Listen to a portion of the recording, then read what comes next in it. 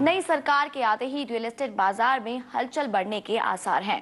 Property बाजार में transparency तो बढ़ेगी ही, साथ ही घर खरीदने का ये मौका अच्छा होगा, क्योंकि नई सरकार के बनते ही प्रॉपर्टी बाजार में कीमतें बढ़ने की उम्मीद है।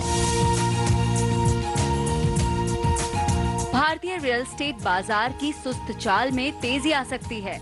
मोदी सरकार के पावर में आने से स्लो डाउन खत्म होने की उम्मीद है और सिस्टम बेहतर होने की भी उम्मीद है। नई सरकार रियल एस्टेट में जल्द ही रेगुलेटर लेकर आएगी ताकि बिल्डर्स मनमानी करने से बाज आएं। पिछले कुछ समय में बिल्डर्स के धोखाधड़ी के कई मामले सामने आए हैं, जहां बिल्डर्स ने प्रोजेक्ट्स डीले करने से लेकर प्रोजेक्ट्स में ग्राहकों को बिना बताए एरिया बढ़ाने और पीएलसी चार्ज करने के बावजूद सुविधाएं न देने जैसे कारनामे किए हैं।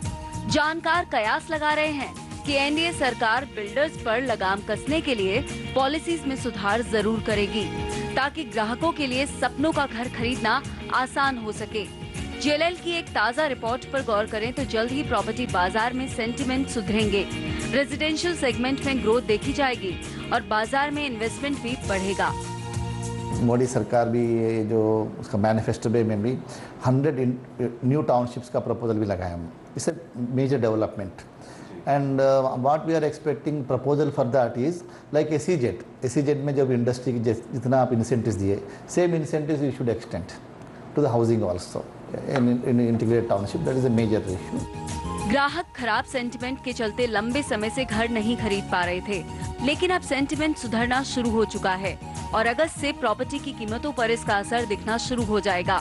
रियलिटी मार्केट में सुस्ती के कारण घरों के कई खरीदार पिछले कुछ तिमाहियों से फैसला नहीं कर पा रहे हैं। स्लो इकोनॉमी, इन्फ्लेशन में बढ़ोतरी, राजनीतिक अनिश्चितता और जॉब को लेकर सुस्ती।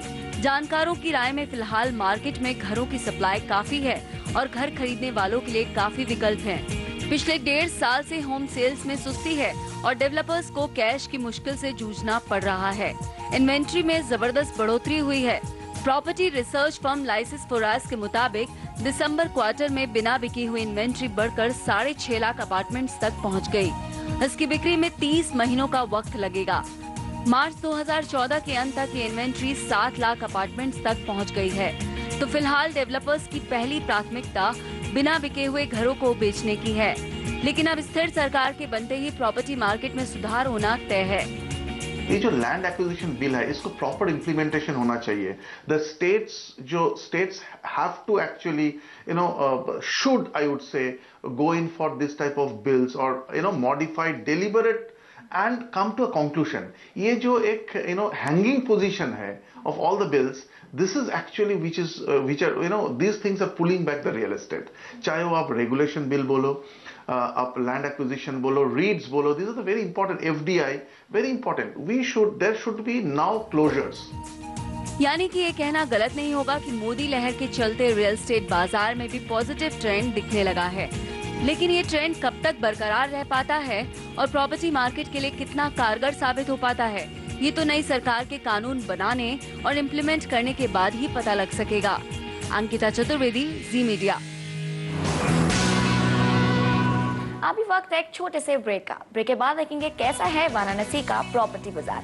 आप देखते रहिए प्रॉपर्टी प्लस।